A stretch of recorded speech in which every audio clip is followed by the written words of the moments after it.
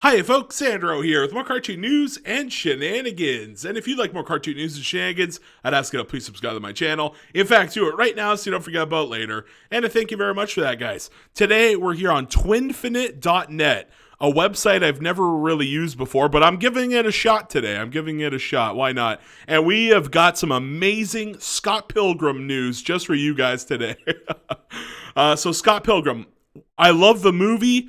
I love the video game. I actually have a story about the video game. I think I've told it a couple times in the live streams and what have you. But Scott Pilgrim is getting a Netflix animated series.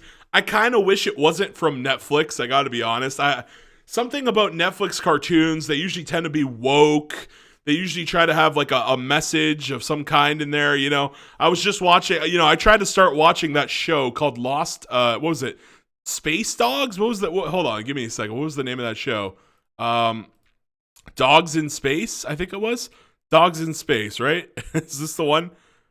Dogs in Space, right here. You guys can see that show right there. Dogs in Space. I tried watching that show. I have to come back to it. It's really good, but like the first episode, it talks about how humans basically destroyed their own planet with pollution.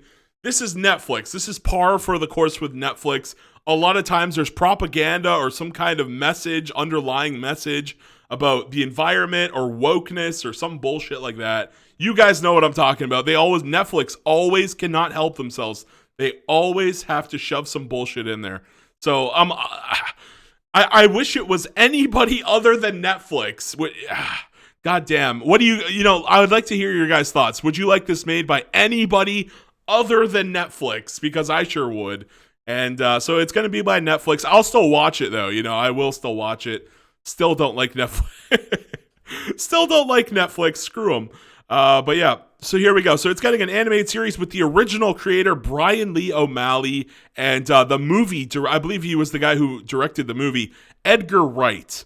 So there we go. And who wrote this article? Ziqing Wan. A very Chinese-sounding name. Let me know if I pronounced that correctly there. We're only going to read a tidbit here. Scott Pilgrim vs. the World is a comic book series created by Brian Lee O'Malley and was later adapted for the big screen by director Edward Wright, starring Michael Cera. And Michael Cera, I in the early 2000s, I used to work at Blockbuster. I used to work at Blockbuster, and I think it was 2010 to 2011. And I swear to God, all the movies, all of the biggest movies and like all the ones the kids were talking about, they either had Michael Cera or Jonah Hill in them, right? You guys remember all these films like Superbad and whatever? I swear, all these films just randomly had Michael Cera and Jonah Hill. And that's what I remember from my time at Blockbuster. One of the other cool things was when the Scott Pilgrim video game actually came out, I actually got to play that on my lunch breaks at Blockbuster alongside Little Big Planet 2. There was a couple of games they let us play in there, but it was pretty awesome. It was pretty awesome. Working at Blockbuster was a time and a half for sure. I actually still have, I think, do I have the shirt? I can't remember if I kept the shirt, but I have my badge. I still have my badge where it says, "Hi, I'm Sandro," or whatever. I still have it. It's in my bedroom somewhere. But yeah, so Michael Cera, the movie quickly became a popular indie hit. I missed the part about, so Mary Elizabeth Winstead was Roxy, very popular character. She's like bisexual. She has like, what was the whole thing? 6 ex-boyfriends and 1 ex-girlfriend, the 7 exes. Yeah. So she was like bisexual. A lot of people like the character. I think she looked cooler in the comics. This is what she looked like. Scott Pilgrim. This is what Scott. Yeah, this is her in the comics. I think she looks cooler in the comics, definitely, right? But in the movie, not bad. They actually tried to make it accurate as possible. Blonde girl with like black eyeliner under her eyes. I think they did a really, really good job. And wow, that's a great pick too. Whoever made that one's pretty badass. But I think the original, something about the cartoony style of this show, really, it's very unique, right? It catches my eye. Like if I'm walking through like, a store and I see this image, I'm like, whoa, my eyes just point right towards that. You know what I mean?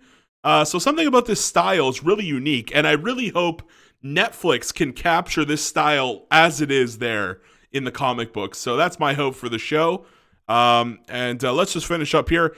So it quickly became an indie hit, and it looks like the IP is getting yet another adaptation. And by the way, I believe the video game finally, there was a whole gimmick with the video game where you couldn't purchase it for a long time.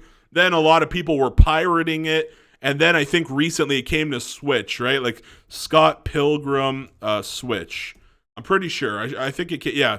Scott Pilgrim versus the World Complete Edition. So I'm pretty sure you can buy that on the on Switch, and it was published by Ubisoft, January 14th, 2021. So it's been out for a year, definitely.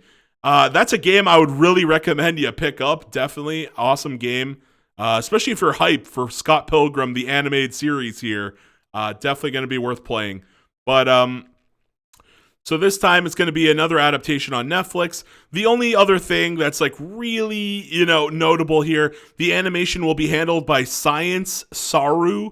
I'm not too familiar with them, I got to be honest. But the other last thing is that, and this is really cool, in addition to that, the crew that worked on the movie adaptation will also be involved in the project. So maybe they're going to do the voices. Are they actually going to bring back Michael Cera? That's I think he's a little bit older now, I don't think he still does that sort of childhood friendly voice. Very interesting here. But that would be why I think Michael Cera would be a big name draw to get people's attention here to come back to this. But even if he doesn't come back, even if Michael Cera's not back, still such an interesting, it'll still be such an interesting show.